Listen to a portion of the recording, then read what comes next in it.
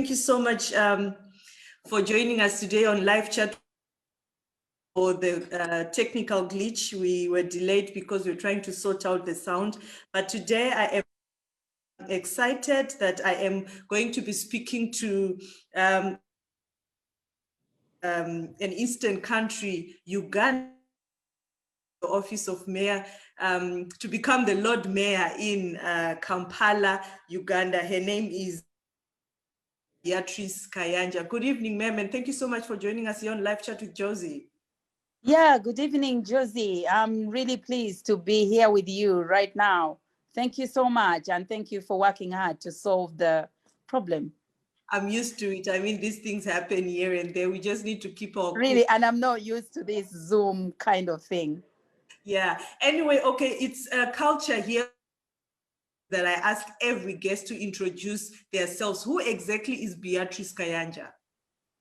Right. Beatrice Kayanja is a 45 years old lady, married, an entrepreneur, and an IT engineer. That is by profession.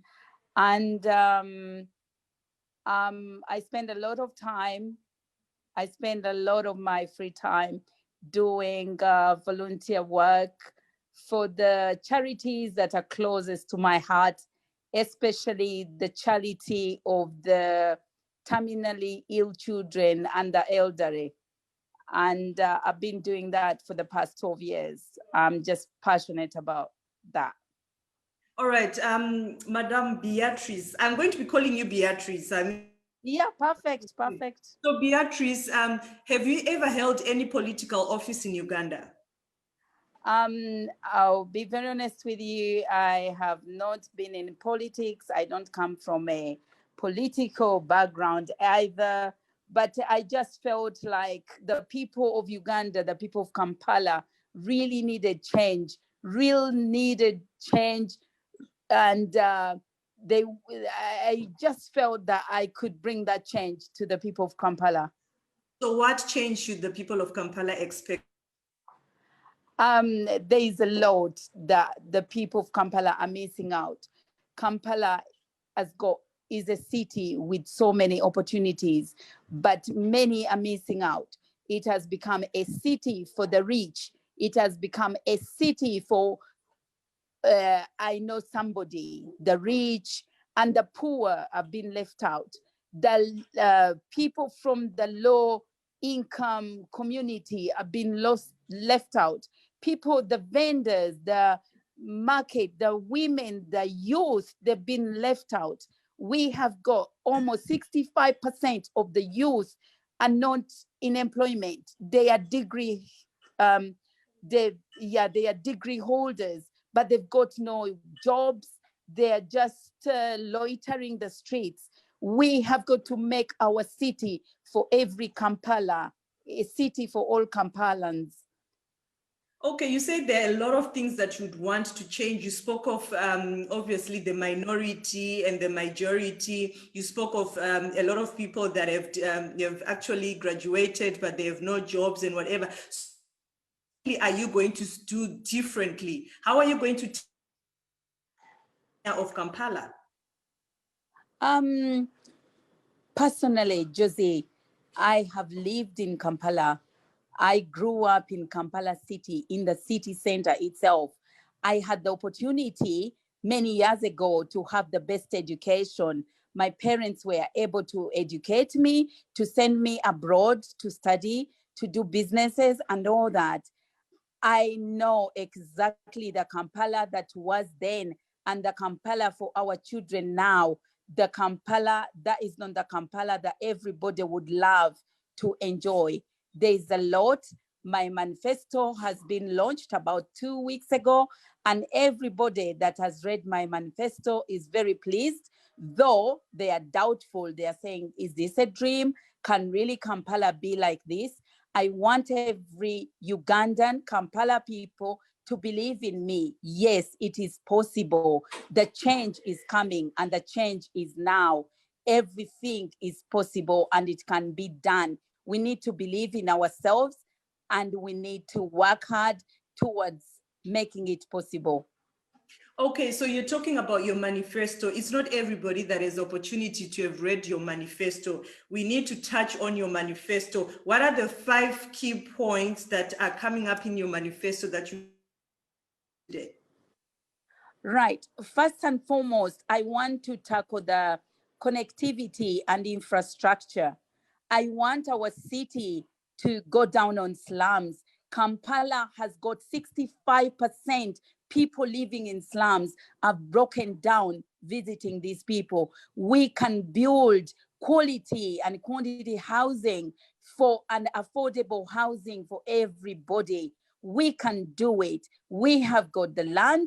We can do this without really breaking down the low person by firing up their buildings, by breaking up their buildings in the night to build up something. We can really move them to somewhere and give them affordable accommodation.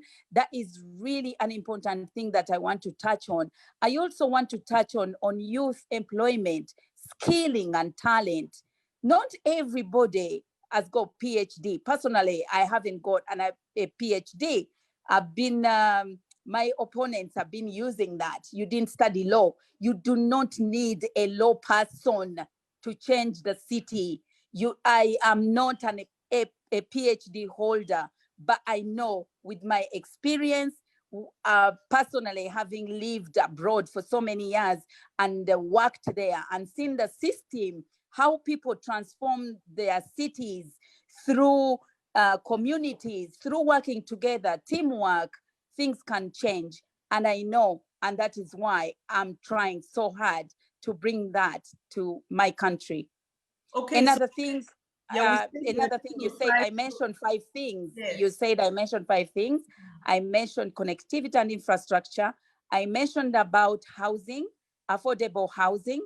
And I mentioned about youth employment. I also want to mention about education, healthcare. So many people in our country are suffering. I'm a mother myself. I am a mother and I'm a wife. I have seen women giving birth on borders, trying to go to hospitals. Why isn't Kampala having ambulances in each division? We have 5 divisions in Kampala. Why can't an ambulance just be a phone call away to receive that assistance? So why can't right now with ambulances in Kampala? They are ambulances, but they are for MPs, and they are not enough. They are not enough. Ambulances should be a phone call away for someone who is a low income, whatever, a low income earner. But ambulances are for the rich. Do you know somebody to call that ambulance? The medicine alone, our parents, we've got parents with pressure, high blood pressure, with diabetes. Such medicine should be affordable and available in government hospitals. It is not there. It is not there. We should have that. So I'm going to work so hard to make sure we have got the money. The government has got the money, but they put their priorities wrong. They should put their priorities in education, healthcare, housing, third space. In Kampala, you go into the tax park, into the so many areas. We have no Wi-Fi. We are living in the 21st century. Who does that? The city is too. You touched also on education. How do you intend to change the education system in Kampala? How do I intend to change the education system in Kampala? First of all, the teachers, the medical workers, they should be able to be paid properly, whereby they don't have to run off to the first world countries to earn a living.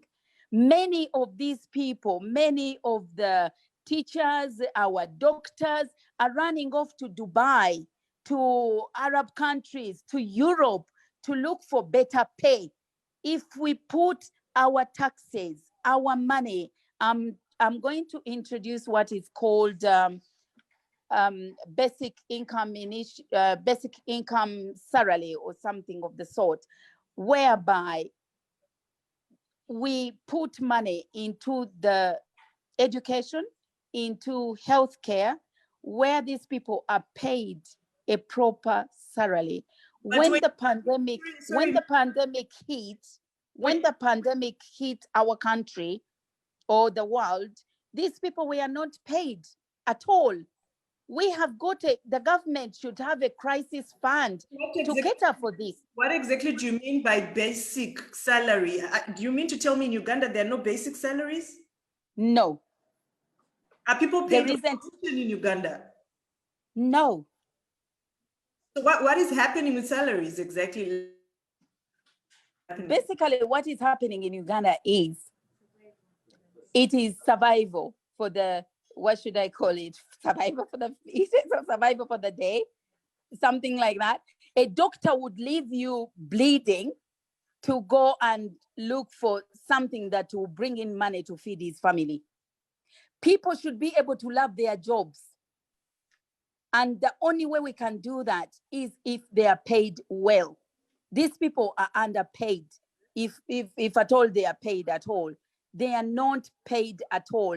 There is insufficient salaries for the doctors, for the teachers, for so many government organizations. And that has created a lot of corruption, a lot of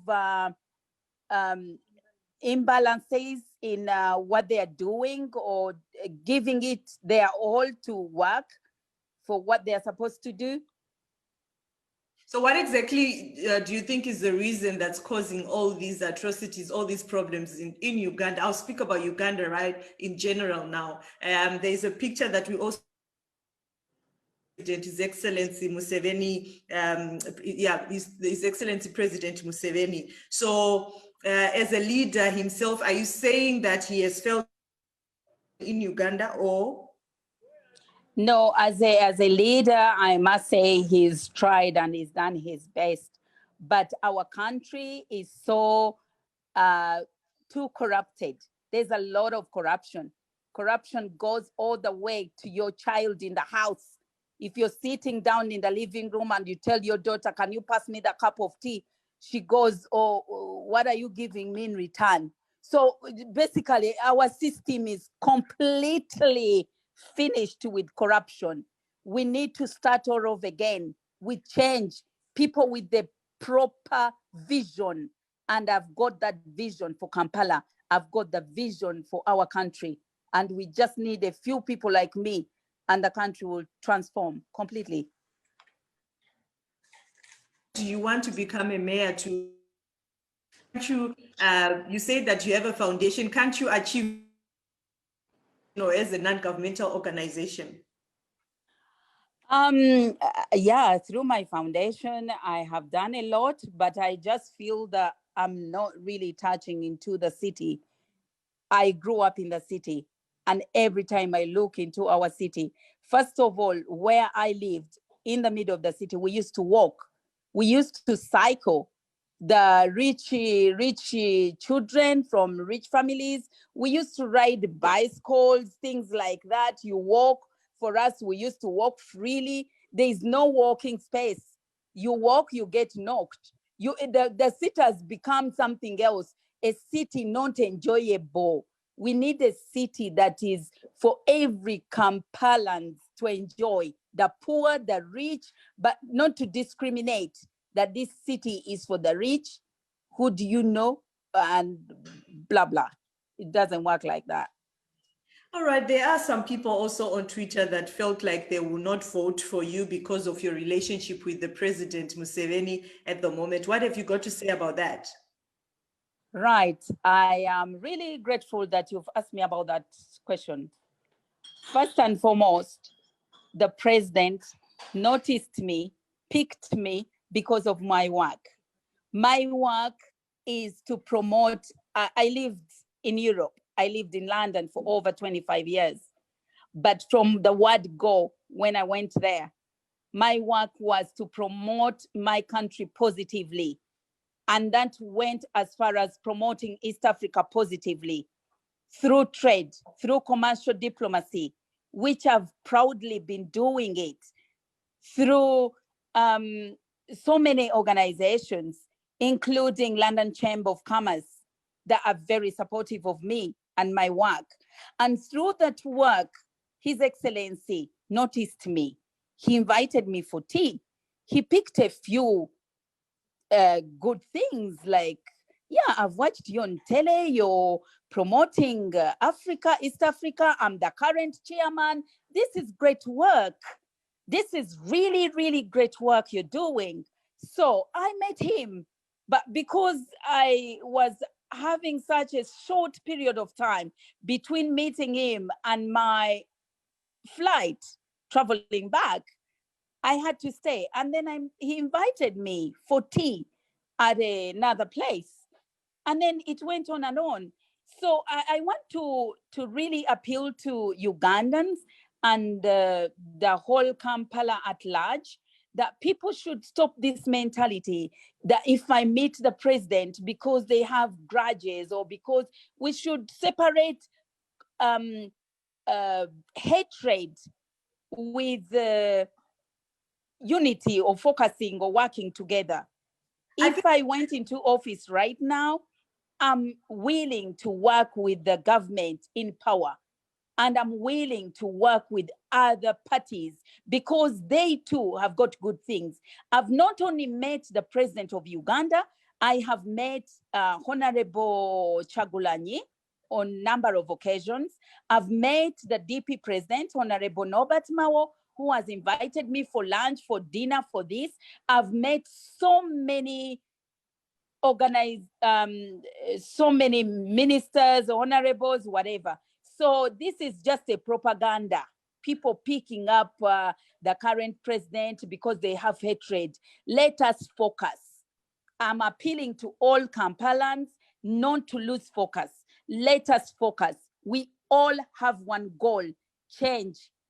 Vision. We have to change.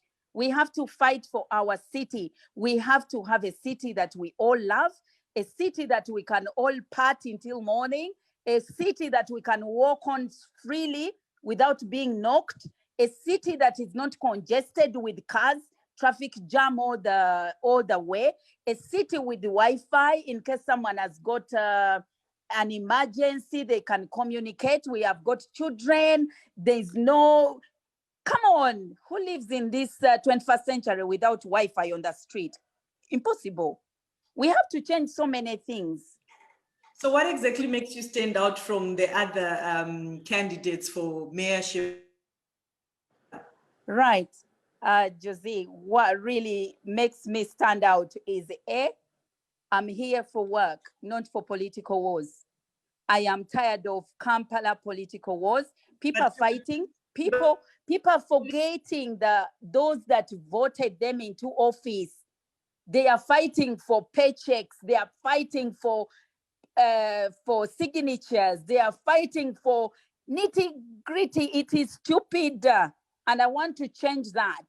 I want to show them that everything is possible. We need to focus on the people that voted us. We need to focus on the community. People are forgetting the community, and that is really hurtful. You are talking of paychecks. I didn't understand that part. Are you saying the other candidates are looking for paychecks, or? Like I told you before in my live shortly, when I told you that our city, even the president has mentioned it, is trying to fight so hard. The city is so into corruption. So everything is about, you don't know Luganda, but it's all about Umfunirawa. You understand? Where do I gain? I'm actually shocked that Josie, you're putting me on your live show, on your important show, without asking me to send you a paycheck first. That goes to show that you're real. You want change, and you want women like us to make that change. But you have not asked me for a check. You've not asked me for money. I'm sure 50% of Ugandans, before they will put you on live or something, they will say Mfunirawa. And we need to stop that mentality. Corruption has eaten us inside out. So what is Funila? Huh? What? There's a statement you're saying in your some journalists before they give. Yeah, Mfunirawa means where do I gain from? Okay, so how do you Like, intend to fight corruption in Kampala? what? You said corruption is deep rooted in Kampala. How do you intend to fight corruption in Kampala? Josie, I can tell you now that I'm really going to make history. If I'm elected into the office, I am going to make history. I have to work towards service delivery. Yes. Can you move in the middle of your camera? You are now, yeah. Service delivery is very important. Secondly, once you have a good team that is focused on serving the community, you can really put down that. And I believe if I'm voted into the City Hall 2021, I am going to make history. History to Kampala, history to Uganda, history to the whole world, that things can change. I have to put tax into use. They are charging a lot of people with low income. They come up with equipment. I can make orange juices. Oh my God. Like, they are charging a lot of taxes on equipment.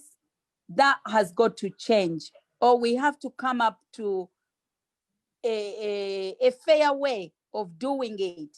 So many small businesses are failing because of high taxes on equipment for the low income earners.